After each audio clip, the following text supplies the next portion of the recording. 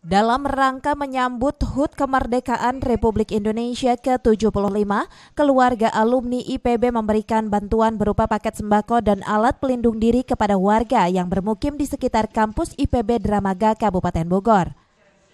Bantuan ini hasil sumbangan dari sejumlah alumni IPB dari berbagai angkatan yang peduli terhadap kondisi warga pada masa pandemi COVID-19.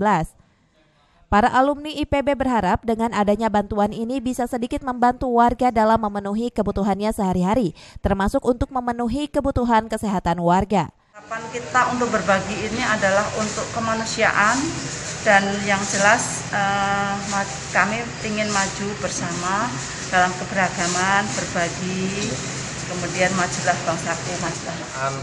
Selalu harus kita jaga, karena justru biasanya ujian yang berat itu ketika kita sama-sama menghadapi masa yang sulit gitu.